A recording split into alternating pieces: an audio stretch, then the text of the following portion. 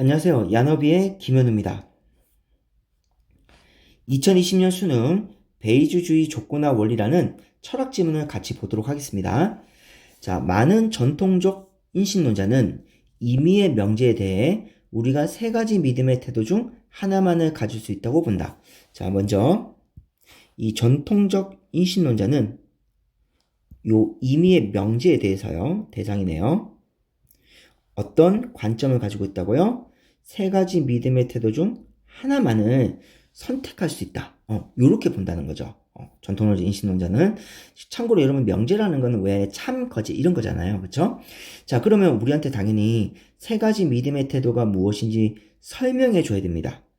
설명해 줘야 되는데 그 설명을 어떻게 줬냐면 예시로 줬어요. 가령. 일반적으로 독서집에서 예시라는 거는 앞에 나와 있는 내용이 어려울 수 있으니 이 필자가 독자, 즉 수험생들에게 조금 더 쉽게 이해시키기 위해서 우리가 예시를 주잖아요. 그런데 꼭 예시가 그런 쓰임만 있는 건 아니에요. 즉 예시에서 우리가 정보를 뽑아야 되는 경우도 있습니다. 지금 이 지문 같은 경우는 예시에서 정보를 뽑아야 돼요. 가령부터 시작하는 이 예시에서 우리는 세 가지 믿음의 태도가 무엇인지 찾아야 되는 거죠. 그렇죠? 자, 볼게요. 내일 눈이 온다는 명제를, 자, 내일 눈이 온다는 명제가 뭐가 되는 거예요? 요 임의의 명제가 되겠죠.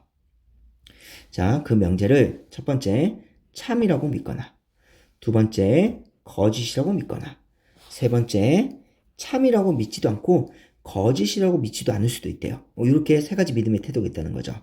자, 그리고 반면 나왔으니까 대조네요. 특히 왜 독서지문에서 지금처럼요. 밑줄이 나오잖아요. 밑줄 나오고 기역, 니은 이렇게 나왔을 때는 당연히 비교 대조를 하라는 거예요. 그래서 굳이 뒤에 문제를 보지 않아도 이렇게 지문을 보고 밑줄이 나오면 밑줄이 나오고 어떤 대상에 대해서 같은 대상에 대해서 다른 관점을 제시하는 글이 나오면 당연히 읽으면서 우리는 비교 대조를 당연히 해야 되는 겁니다. 그렇죠? 공통점과 차이점을 당연히 찾아야 돼요. 자, 베이주주의자는 믿음의 정도의 문제라고 본다. 이게 뭐가 되는 거예요? 차이점이 되는 거죠. 앞에 전통적 인식론자는 임의의 명제에 대해서 믿음의 태도라고 얘기했지만, 그쵸? 근데 베이주주의자는 임의의 명제에 대해서 뭐라고 했어요? 태도가 아니라 믿음의 정도다. 이렇게 얘기하는 겁니다. 그리고 믿음의 정도가 무엇인지 우리한테 설명해 줘야 되는데, 글의 일관성을 맞추기 위해서 똑같이 가령 예시 좋네요. 그쵸? 그럼 우리는 이 예시에서 정보를 뽑아야 돼요. 믿음의 정도가 무엇인지 찾아야 됩니다. 자, 가령 각 인식의 주체는요. 내일 눈이 온다가 이때 내일 눈이 온다가 뭐가 되는 거예요? 위에서 제시했던 임의의 명제가 되는 거죠. 자, 같은 임의의 명제입니다. 자, 내일 눈이 온다가 참이라는 것에 대하여 가장 강한 믿음의 정도에서 가장 약한 믿음의 정도까지 가질 수 있다. 그러면 여기서 우리가 믿음의 정도가 무엇인지 알게 된 거죠. 믿음의 정도라는 건 이런 거예요. 가장 강한 참에서부터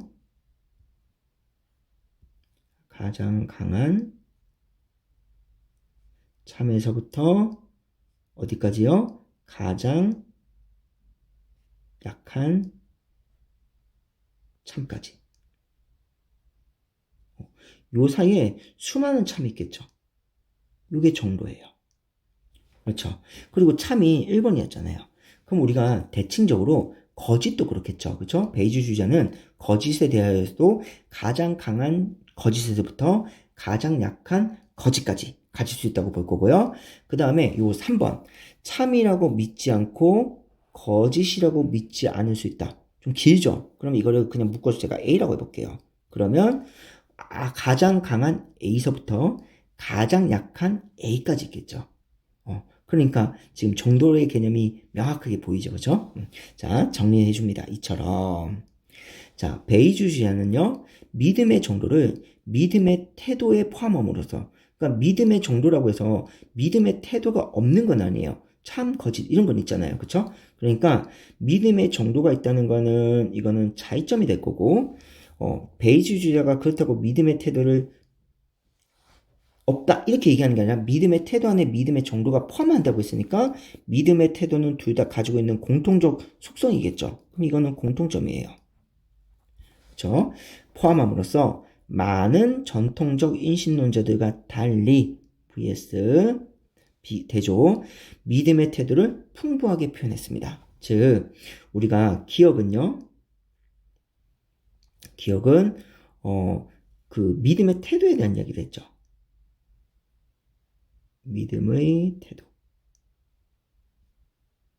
그리고 그 믿음의 태도에는 세 가지가 있습니다.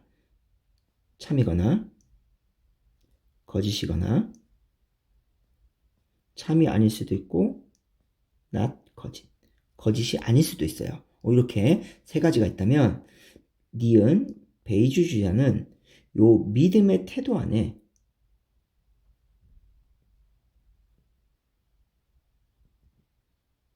믿음의 정도를 포함시켜 놓은 거죠.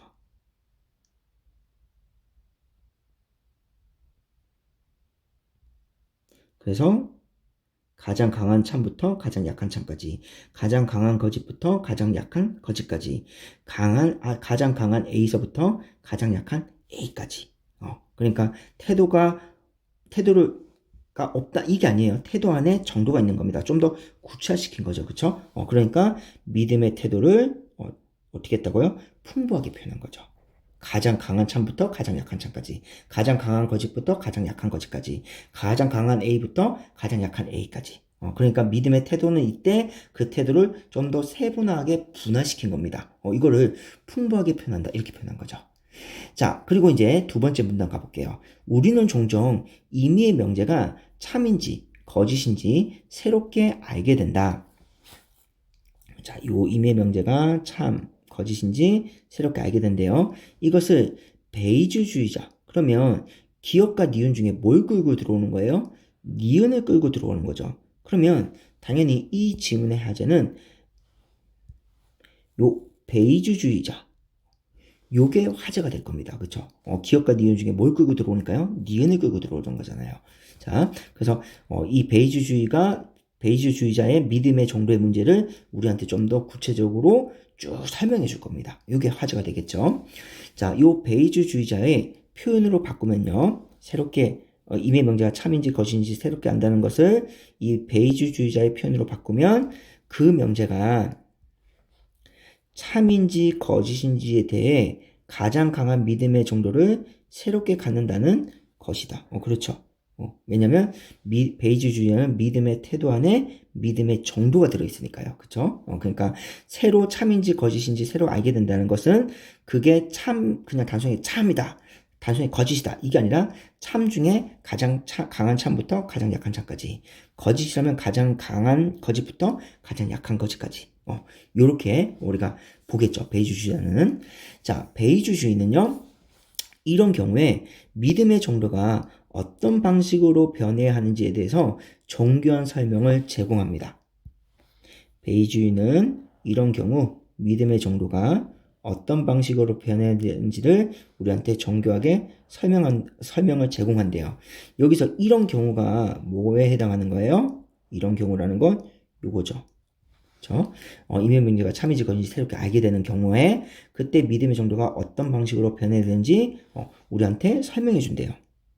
어떤 방식으로 변해야 되는지를. 자, 그러면 이게 두 가지씩이에요. 결과를 먼저 던졌어요. 그러면 뒤에는 당연히 이 결과에 대한 상술, 설명을 쭉 해주겠죠. 특히 우리는 어디에 포인트를 잡아야 돼요? 어떤 방식. 그렇죠? 어떤 방식으로 그 믿음의 정도가 변하는지 그걸 설명한 데 있으니까 그 방식에 초점을 맞춰야겠네요. 자, 이에 따르면 이 베이주주의자에 따르면 인식의 주체가 특정 시점에 임의의 명제 A가 참이라는 것만을 또는 거짓이라는 것만을 새롭게 알게 되었을 때, 자, 그러면 여기서부터 여기까지가 무엇에 대한 이야기입니까? 요거에 대한 이야기죠. 그죠? 이런 경우에 해당하는 거죠. 그죠? 참인지 거짓인지 새롭게 알게 되었을 때. 자, 그러면 믿음의 정도가 어떤 방식으로 변하겠죠. 그죠? 다른 임의의 명제 B에 대한 요거는 명제 A고요. 얘는 명제 B예요. 그러니까 다른 의미의 명제죠. B에 대한 인식의 주체의 기존 믿음의 정도의 변화는 이거에 대한 인식 주체의 기존 믿음의 정도의 변화는 요게 뭐예요? 요거 말하는 거죠. 변하는지. 그죠? 믿음의 정도가 변하는지. 변화는 뭐에 적용을 받는다? 족고나 원리에 적용을 받는다. 족고나 원리에 적용을 받는다. 그럼 이때 족고나 원리가 뭐가 되는 거예요? 요 어떤 방식이 되는 거죠. 이해되시나요? 그러면 그러니까 지금 처음에 결과 잡아준 걸 한 번 더 구체적으로 설명해 주면서 어떤 방식에 대한 용어 정의를 해준 겁니다. 그 용어가 뭐라고요? 조건화 원리. 자, 그럼 이제 이 조건화 원리가 우리가 무엇인지 찾아야겠죠? 그리고 그 조건화 원리에 의해서 믿음의 정도가 바뀔 겁니다. 이렇게 믿음의 정도가 바뀔 거예요. 조건화 원리 때문에. 자, 이는 믿음의 정도의 변화와 관한 원리로서 이 조건화 원리는요. 믿음 정도 변화에 관한 원리예요. 그렇죠? 자, 어떤 방식 그 얘기죠. 만약 인식의 주체가 A가 참이라는 것을 새롭게 알게 된다면 이렇게 A가 참이라는 것만 새롭게 알게 된다면 요거죠. 계속 같은 말 반복하고 있습니다. B가 참, 이때 임의 명제 B가 참이라는 것에 대한 그 인식의 주체의 믿음 정도는 여기서부터 여기까지가 주어네요. 그 믿음의 정도가 바뀌는 그것은요. 애초의 믿음 정도에서요. 원래 믿음 정도가 있겠죠. 원래 믿음 정도가 있었는데 자, A가 참이라는 A가 참이라는 새로운 정보를 알게 됐습니다. 그럼 이제 바뀌겠죠. 믿음의 정도가. 애초의 믿음 정도에서 자, 어떻게 바뀌냐면 A가 참이라는 조건하에 그죠? 요게 새롭게 알게 된다는 그 내용이네요. 조건하에 B가 참이라는 것에 대한 믿음의 정도로 되어야 함을 의미한다. 뭐예요? 애초의 믿음 정도가 B가 참이라는 것에 대한 믿음의 정도로 바뀌었다는 거죠. 이렇게 바뀌었다는 거예요. 어떤 조건하에서? A가 참이라는 조건하에서. 자, 그리고 예를 들어. 자, 요거는 이제 위의 내용이 어려울 수 있으니까 우리를 이해시켜 주는 거죠. 자, 이해시켜 주면 당연히 대응 관계를 생각해 봐야 돼요. 자, 어디와 어디가 대응되는지 우리가 한번 살펴볼게요. 자, 갑이 내일 비가 온다가 참이라는 것을 약하게 믿고 있었어요. 갑이 내일 비가 온다가 참이라는 것을 약하게 믿고 있고, 자, 요게 애초의 믿음입니다. 요게 애초의 믿음. 그 다음에 오늘 비가 온다가 참이라는 조건하에서 오늘 비가 온다라는 참이라는 조건하. 이게 뭐가 되는 거예요? A가 참이라는 것을 새롭게 알게 된 거죠. 그쵸? 자, 요건 오늘이고 얘는 내일이니까 얘가 뭐가 되는 거예요? 얘가 B가 될 거고 얘가 A가 되게 되는 거죠. A가 참이라는 것을 새롭게 알게 된 거니까요. 조건하에서 내일 비가 온다가 참이라는 것을 강하게 믿는다. 내일 비가 온다가 참이라는 것을 강하게 믿는다. 여기선 약하게 믿다가 여기선 강하게 믿죠. 이게 뭐예요? 요게 요렇게 바뀌었다는 겁니다. 요 조건하에서. 그쵸? 그러니까 애초의 믿음에서 지금 약하게 믿고 있다가 애초의 믿음. 그리고 내일 비가 온다가 참이라는 것을 강하게 믿게 되었다. 이게 뭐예요? 요거. 비가 참이라는 것에 대한 믿음의 정도로 되어야 함. 요게 요 얘기라는 거죠. 같은 얘기입니다. 자, 그렇게 한번 해보자. 믿는다고 한번 해보자. 이 조건화 원리에 따르면 갑이 실제로 오늘 비가 온다가 참이라는 것을 새롭게 알게 되었을 때 또 같은 말 또 반복해 줍니다. 알게 됐을 때, 자, 요게 A가 참이라는 것을 새롭게 알게 된 거죠. 새롭게 알게 되었을 때, B, 내일 비가 온다가 참이라는 것을, B를 그 이전이 뭐예요? 애초의 믿음. 그쵸? 그 이전보다 더 강하게 믿는 것이 합리적이다. 더 강하게 믿는다는 게 뭐예요? 내일 비가 온다가 참이라는 것을 더 강하게 믿는다. 지금 요거 얘기하는 거죠. 그러니까 지금 같은 말을 지금 어떻게 보면 3번 반복했어요. 그쵸? 같은 말을 지금 3번 반복하는, 이게 철학 지문의 특징 중에 하나입니다. 철학 지문이 아무래도 추상적이니까 필자 입장에서는 어떻게 해서는 독자들을, 즉 수험생들을 이해시켜야 될 의무가 있잖아요. 그러다 보니까 철학 지문이 굉장히 추상적이다 보니 수험생들이 글을 읽을 때 이해가 잘 안 될 거야. 그러니까 같은 말을 계속 반복해줘요. 다만 그 똑같은 문장을 쓸 수는 없으니까 조금씩 표현을 바꿔주는 거죠. 자, 조건화 원리는, 자, 새롭게 알게 된 명제가, 자, 여기 보세요. 합리적이다 해놓고는, 이제 조건화 원리는 새롭게 알게 된 명제가 동시에 둘 이상인 경우에도 마찬가지로 적용된다. 다만, 그러면 다만이면 여기에 적용되는 거죠. 이 원리는 믿음의 정도에 관한 것이지 행위에 관한 것은 아니에요.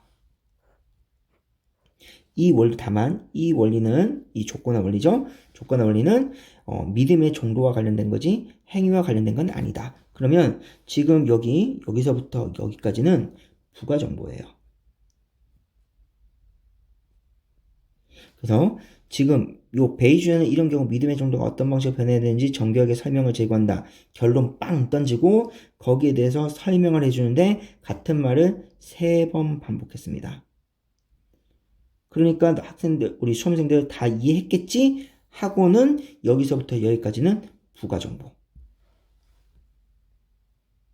이렇게 부가정보를 우리한테 제시해 주는 거죠. 분명히 부가정보는 출제했을 겁니다. 기본적으로 원래 부가정보는 선택지에 나올 수밖에 없어요. 물론 이제 그게 답이 될 수도 있고 답이 안 될 수도 있겠지만 일단 선지하면 될 겁니다. 항상 부가정보는요. 자, 여기까지가 우리가 이 문단을 읽었어요. 이 문단을 읽었는데 좀 어려울 수는 있겠지만 그래도 같은 말을 3번 반복했으니까 아마 잘 따라왔을 거라고 저는 믿습니다. 자, 그 다음에 이제 3번째 질문 볼게요.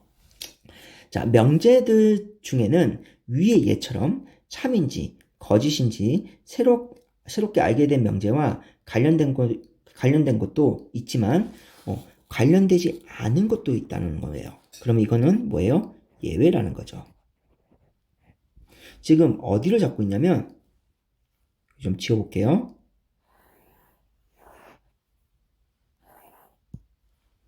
지금 여기를 잡고 있는 거죠. 만약 인식의 주체가 A가 참이라는 것을 새롭게 알게 된다면, 근데 이때 새롭게 알게 된 것이 관련된 거예요. 이렇게 관련된 거고, 하지만 꼭 관련된 것만 있는 건 아니다. 관련되지 않을 수도 있다는 거예요. 그쵸? 자, 조건의 원리에 따르면 어떤 명제가 참인지 거짓인지 새롭게 알게 되더라도, 양보절이네요. 극단적 상황까지 가정한다 하더라도, 새롭게 알게 되더라도 그 명제와 관련 없는 명제에 대한 믿음의 정도는 변하지 않아야 돼요. 그러니까 관련이 없으면 믿음의 정도가 바뀌잖아요. 관련이 있으면 믿음의 정도가 지금 이렇게 약한 믿음에서 강한 믿음으로 바뀔 수는 있지만 관련성이 없으면 그 믿음의 정도는 바뀌지 않는다. 자, 그리고 이제 이거를 설명해 줍니다. 예를 들어 위에서처럼 갑이 오늘 비가 온다가 참이라는 것만을 새롭게 알게 된다 하더라도 그것과 관련 없는 명제, 다른 은하계에는 외계인이 존재하는 데에 대한 그의 믿음의 정도는 변하지 않아야 한다. 그러면 지금 여기 오늘 비가 온다가 A, 그리고 다른 명제 이게 B가 되겠죠. 근데 이 A와 B는 관련성이 없어요. 그러니까 이 A를 새롭게 안다 하더라도, 그렇죠? 새롭게 알게 되더라도 B에 대한 기존의 믿음은 어떻게 돼요? 바뀌면 안 되죠. 관련성이 없으니까요. 자, 이처럼 베이지 주자는 특별한 이유가 없다면 우리의 믿음의 정도는 유지되어야 한다고 본다. 자, 그러면 특별한 이유가 없어요. 특별한 이유가 없다면 믿음의 정도는 유지. 자, 요게 3문단 내용이고요. 그러면 대칭적으로 특별한 이유가 있다면, 그쵸? 특별한 이유가 있다면 당연히 믿음의 정도는 어떻게 돼요? 바뀌어야 되죠. 변화해야 됩니다. 요게 몇 문단? 2문단 내용이죠. 이미 2문단에서 설명했으니까 우리한테 언급하지 않고 그냥 요 부분만 얘기한 겁니다. 그걸 지금 가정 없다면 가정문을 제시한 거죠. 조건문 형식으로 제시한 거예요. 자, 이게 어떤 의미냐면요. 여러분한테 좀 어려울 수 있는데 가장 강한 참부터 가장 약한 참까지 이렇게 정도를 제시하는 이 부분 있잖아요. 이거를 우리가 조건부 확률 함수라고 합니다. 함수로 표현할 수 있어요. 그냥 함수가 어려우면 그냥 조건부 확률이다 생각하셔도 돼요.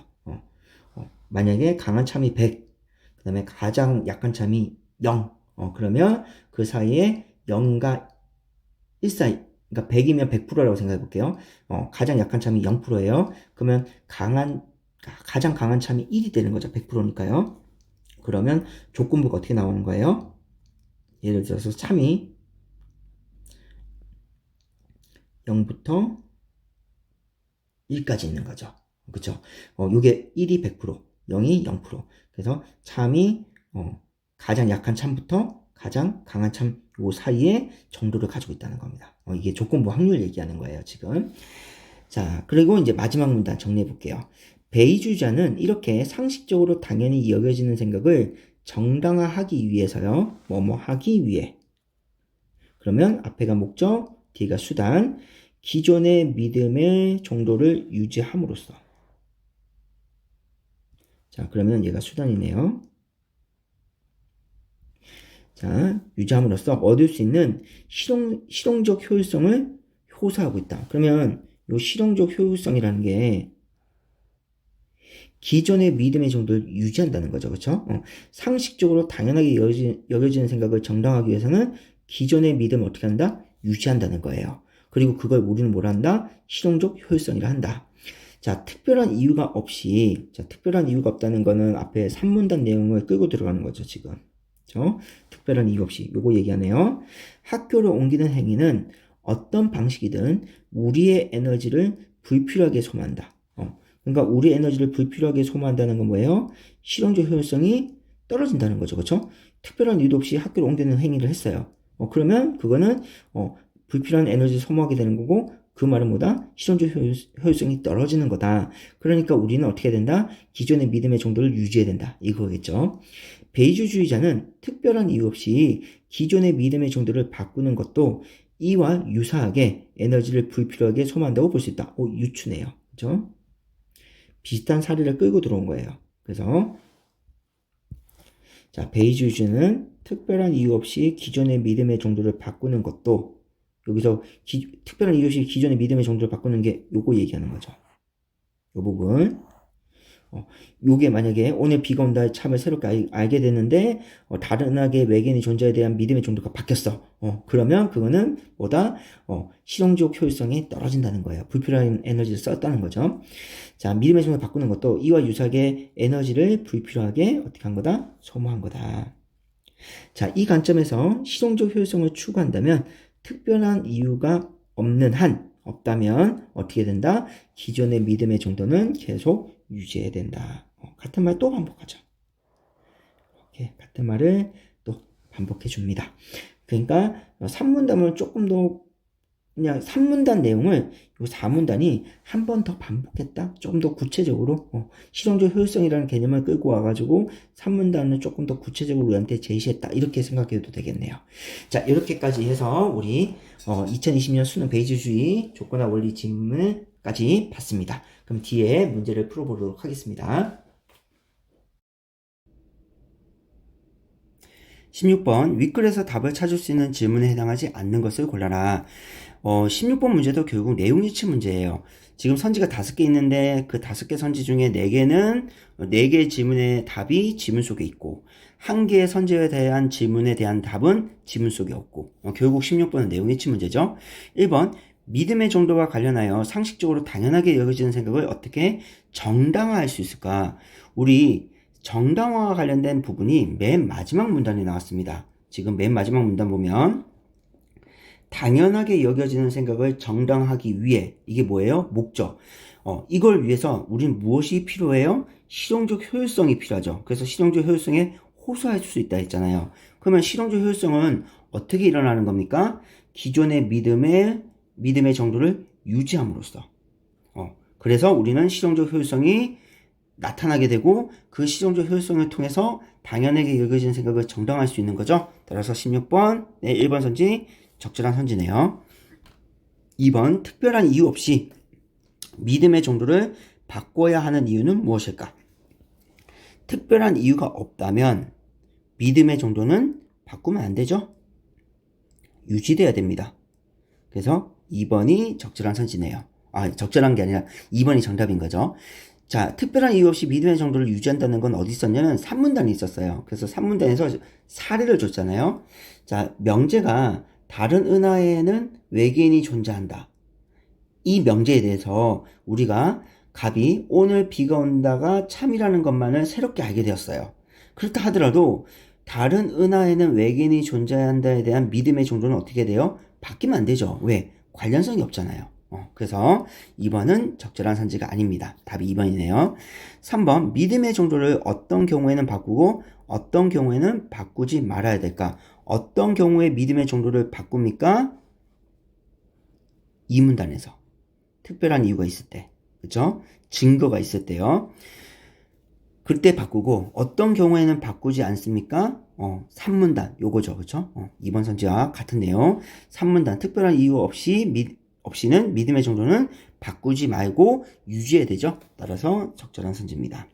4번, 믿음의 정도를 바꿔야 한다면 어떤 방식으로 바꿔야 할까? 자, 믿음의 정도를 바꿔야 된다면 어떤 방식으로 바꿔야 돼요? 요거 우리 지문 읽으면서 찾았잖아요. 아까 이 문단에서 지금 베이지주의는 이런 경우에 믿음의 정도가 어떤 방식으로 변하는지에 대해서 정교한 설명을 제공한다. 그리고 여기서 제시하는 요 어떤 방식이 우리 지문 읽을 때 뭘로 잡았어요? 조건화 원리로 잡았었죠. 따라서 조건화 원리로 바꿔야 됩니다. 따라서 적절한 선지네요. 5번, 임의의 명제에 대해 어떤 믿음의 태도를 가질 수 있을까? 자, 믿음의 정도가 아니죠. 태도입니다. 그러면 태도와 관련된 건 기억. 물론 니은도 태도를 포함하고 있는 기억과 공통점을 가지고 있지만 일단 믿음의 태도는 우리 기억에서 명확하게 제시했죠. 세 가지. 참이라고 믿거나 거짓이라고 믿거나 참이 아니거나 동시에 거짓이 아니거나. 그래서 여기서 보면 참이라고 믿거나 거짓이라고 믿거나 참이라고 믿지도 않고 거짓이라고 믿지 않을 수 있다. 요 세 가지. 요 세 가지가 믿음의 태도죠. 따라서 이 질문에 대한 답을 찾을 수 있으니까 5번 또 적절한 선지네요. 자, 17번. 기억과 니은에 대한 이해로 적절하지 않은 것은 이거 비교 대조 문제죠. 그렇죠? 공통점과 차이점. 공차 문제입니다. 당연히 우리가 여기서 기억, 그 다음에 니은, 밑줄 줬으니까 우리 읽으면서 비교 대조하면서 읽었었죠.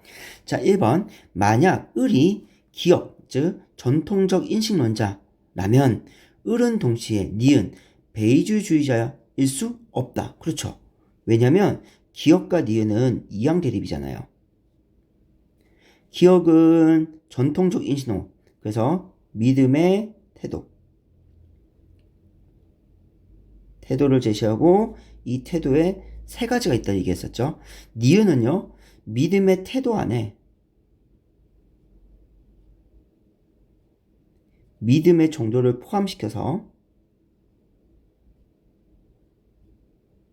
그 믿음의 태도를 어떻게 더 풍부하게 표현하게 만들었죠. 이렇게 풍부하게 표현했습니다. 따라서 기억과 니은은 완전 다른 범주예요. 그런데 둘 다 동시에 일어날 수는 없겠죠. 그렇죠? 항이 다르니까요. 그래서 범주가 다른데 그 다른 범주를 지금 같이 묶어놨으니까 1번은 적절하지 않은 선지죠.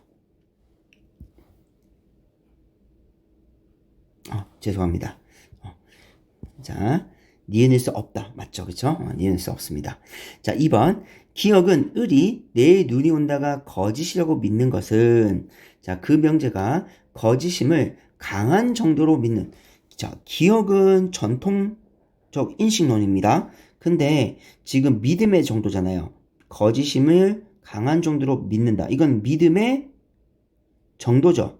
이거는 누구 거예요? 니은 거죠. 따라서 기억과 니은의 다른 건데 지금 기읍과 니은을 섞어놨잖아요. 따라서 2번은 범주가 잘못됐습니다.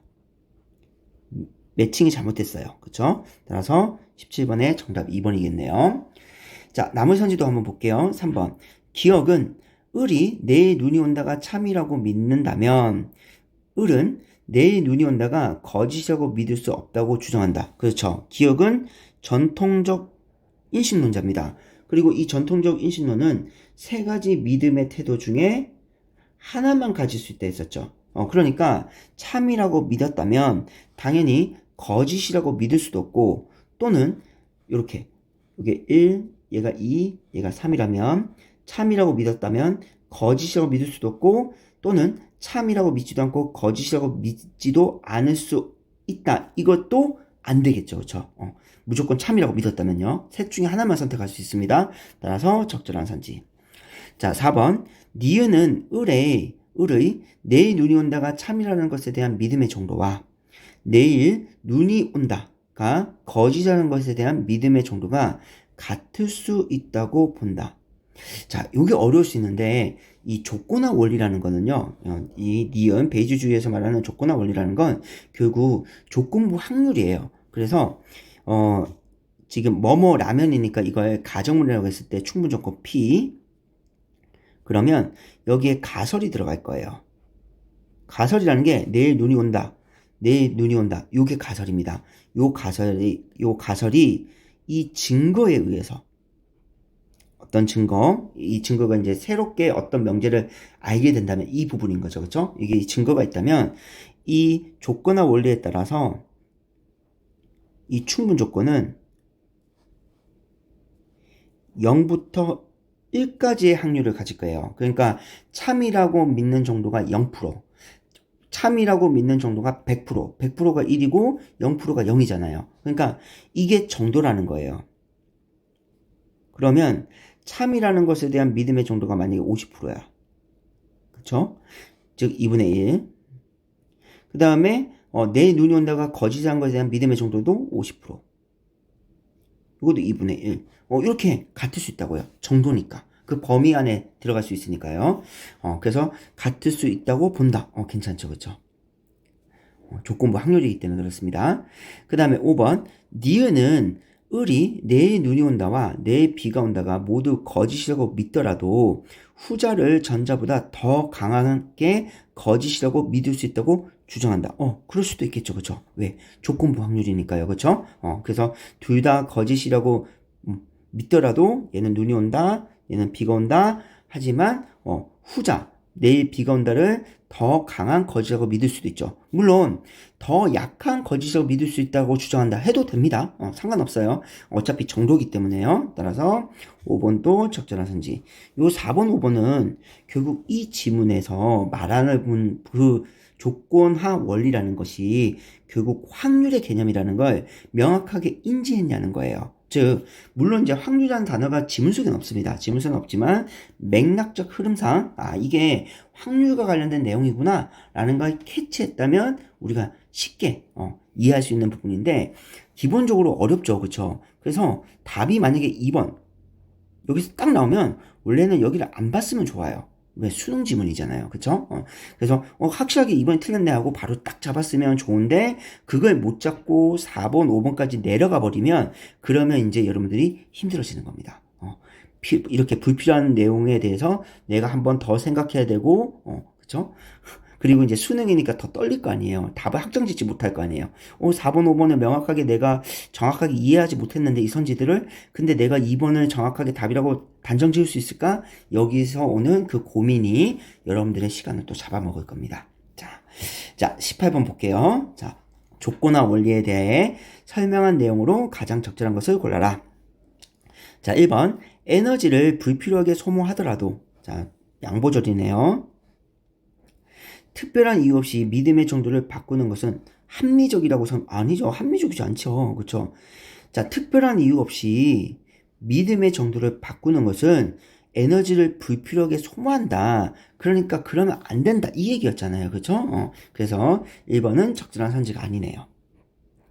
2번, 어떤 행위를 할 특별한 이유가 있더라도 믿음의 정도의 변화 없이 그 행위를 해서는 안 된다고 말해준다. 자, 2번을 보면 얼핏 보면 맞는 선지처럼 보입니다. 그죠? 그래, 특별한 이유가 있더라도, 믿음의 정도 변함없이 그 행위를 해서는 안 되는 거잖아. 특별한 이유가 있더라도 바뀌면 안 되는 거잖아. 변화가 바뀌면 안 되잖아. 이렇게 잘못 이해할 수 있죠. 그쵸? 근데 우리가 지문에서 뭐라고 얘기했냐면, 여기 맨 마지막에 다만 이 원리는, 자, 이 원리가 뭐예요? 조건화 원리죠. 이 조건화 원리는요, 믿음의 정도에 관한 것이지 행위에 관한 것은 아니에요. 그러니까 여기서 행위와 관련된 내용이 나오면 안 돼요. 믿음의 정도가 나야 됩니다. 그래서 어떤 행위를 할 특별한 이유가 있더라도, 그러니까 믿음의, 이거를 행위가 아니라 믿음의 정도를 바꿔야 할 특별한 이유가 있더라도, 믿음의 특별한 이유가 있다면, 그쵸? 믿음의 정도는 바뀔 수 있다. 이런 식으로 선택지가 나와야 돼요. 그러니까 행위라는 단어가 나오면 안 되고, 믿음의 정도에 대한 단어가 나와서 선지가 구성돼야 됩니다. 그래서 2번은 적절한 선지가 아니죠. 여기서 행위를 정확하게 잡았냐는 거예요. 이 부거 정보를 정확하게 이해했냐는 거죠. 그 다음에 3번, 새롭게 알게 된 명제와는 관련 없는 명제에 대해 믿음의 정도가 어떠해야 하는지에 대해서 말해주지 않는다. 자, 새롭게 알게 된 명제와는 관련 없는 명제에 대해서 우리의 믿음의 정도는 어때야 돼요? 바뀌면 안 되죠. 이게 산문단이었잖아요.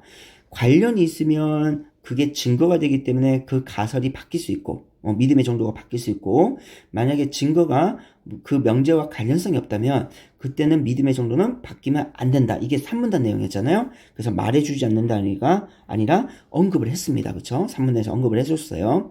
4번, 어떤 명제가 참인 것을 새롭게 알게 되고 동시에 그와 다른 명제가 거짓인 것을 새롭게 알게 되었을 때도 적용될 수 있다. 자, 어떤 명제가 참인 것을 새롭게 알게 되고, 증거 1, 동시에 그와 다른 명제예요. 이거와 다른 명제요. 이거와 다른 명제가 거짓인 것을 새롭게 알게 되었을 때, 이거는 증거 2. 그러면 여기죠. 조건화 원리는 새롭게 알게 된 명제가 동시에 둘 이상인 경우.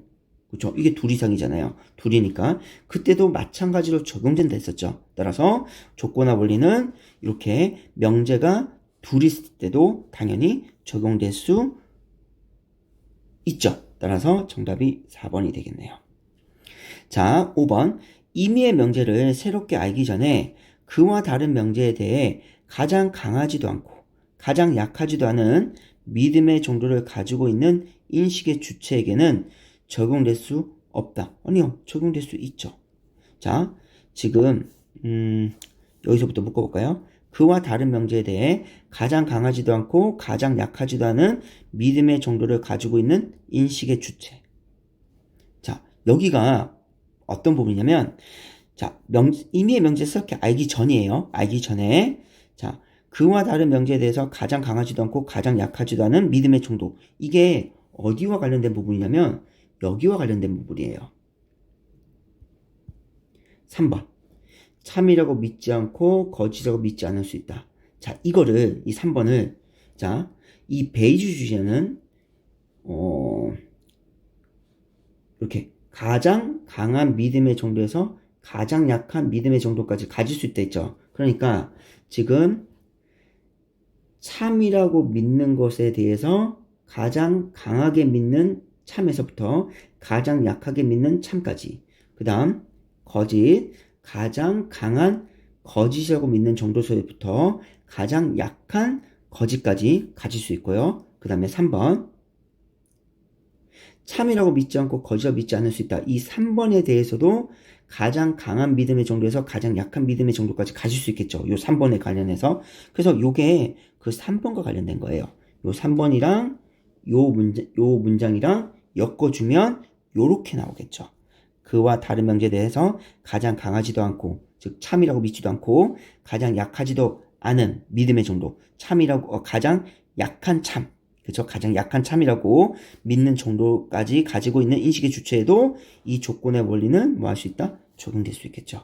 그러니까 요 3번도 결국 여기에 해당하는 거다라는 것을 명확하게 인지했냐는 거예요. 그래서 지문에선 계속 참으로만 가지고 얘기를 해줬잖아요. 근데 그거를 거짓하고도 연결 지을 수 있어야 되고, 참이라고 믿지 않고 거짓이라고 믿지 않을 수 있다고도 연결 지을 수 있어야겠죠. 그쵸? 그걸 이렇게 5번으로 연결 지어서 선택지 만들었네요. 자, 19번을 같이 보도록 하겠습니다. 자, 사례 적용 문제. 자, 얘는 같은 사례 적용 문제예요. 자, 다음은 윗글을 읽은 학생의 독서 활동 기록이다. 윗글을 참고할 때 A에 들어간 내용으로 적절하지 않은 것을 골라라. 자, 글의 내용을 다른 상황에 우리 한번 적용해 보자. 자, 이게 같은 상황에 적용해 보는 겁니다. 그래서 19번은 같은 사례 적용 문제, 구체적 사례 적용 문제예요. 자, 상황.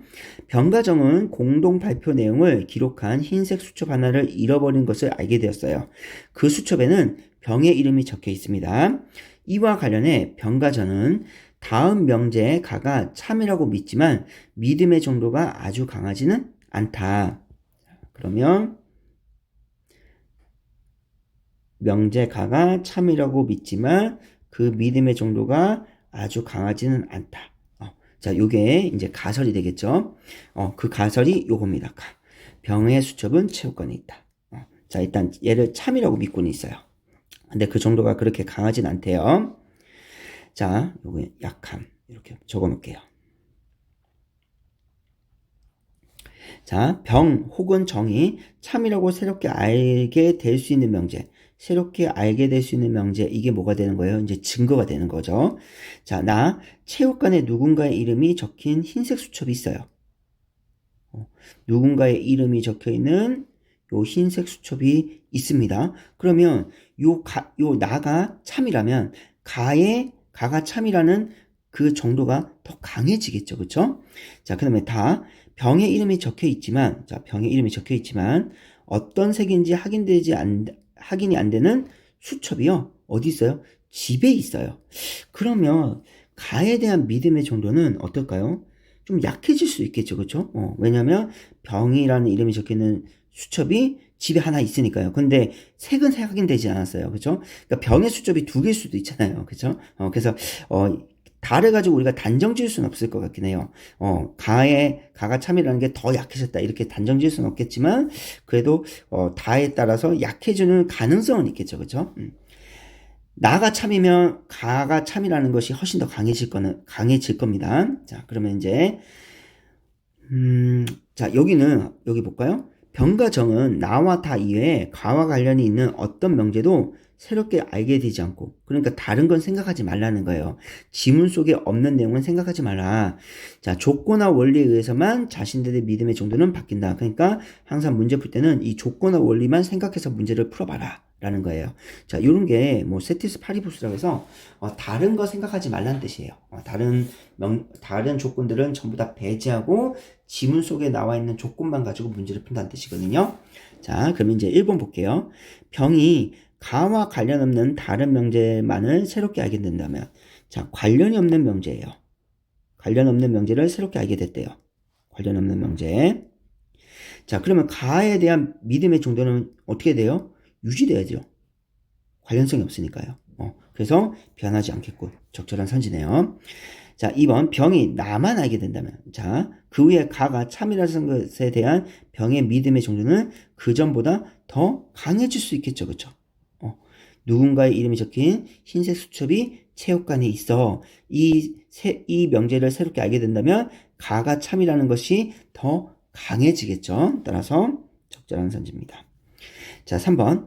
병이 나를 알게 된 후에 다를 추가로 알게 되었다면 가가 참이라는 것에 대한 병의 믿음의 정도는 다를 추가로 알기 전보다 어떻게 된다? 더 약해질 수 있다. 그럴 수도 있겠죠. 그죠? 가가 참이라는 것에 대한 병의 믿음의 정도는 다를 추가로 알기 전에, 그러면 다를 추가로 알기 전에라는 건 뭐예요? 일단 나를 알기 전에. 자, 그러면 이렇게 생각해 볼까요? 자, 가가 참이라는 정도가 만약에 30%라고 생각해 볼게요. 그래서 약하죠. 참이라는 정도가 30이었어요. 근데 나를 알게 되니까 자, 이렇게 나를 알게 됐습니다. 그랬을 때는 2번 선지처럼 더 강해질 수 있겠죠. 그래서 가가 참이라는 정도가 70%가 됐어요. 근데 이제 요게 이제 다를 추가로 알기 전 이게 나와 관련된 거죠. 근데 이제 다를 추가로 알게 됐어요. 이렇게 다를 추가로 알게 됐습니다. 흰색 수첩이 병의 집에 있어요. 그렇죠? 그걸 알게 된 거예요. 그러면 그 참이라는 그 정도가요. 요 나만 알게 된 것보다는 더 약해지겠죠. 그래서 뭐 70%보다는 더 약해질 겁니다. 60%부터 시작해서 뭐 0%까지. 그렇죠? 0%까지 다 들어가겠죠. 물론 가와 관련해서는 가보다 더 약해진다. 이렇게 단정 지으면 몰라요. 그럴 수는 그건 모르겠지만 일단 우리가 나를 알기 전보다는 다가 약해지겠죠. 그쵸? 나를 알았을 때 훨씬 강했을 거고, 그런데 이제 다까지 알게 되면 나에서 제시됐던 그 믿음의 정도가 더 약해지겠죠. 그쵸? 따라서 3번 또 적절한 선지입니다. 그러니까 결국 이거예요. 믿음의 정도는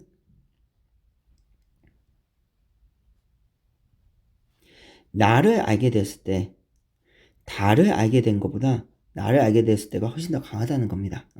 자, 그 다음에 4번. 병이 나와 다를 동시에 알게 됐어요. 알게 되었다면 가가 참이라는 것에 대한 병의 믿음의 정도는 자, 여기서부터 여기까지가 주어예요. 가가 참이라는 것에 대한 믿음의 정도는 주어. 나와 다가 참이라는 조건하에 나와 다가 참이라는 조건하에서 가가 참이라는 것에 대한 믿음의 정도로 변하겠군. 자, 그러면 이 4번 선지가 여러분한테 좀 어려울 수 있을 것 같긴 한데 이게 지문의 내용을 그대로 쓴 거예요. 지금 보면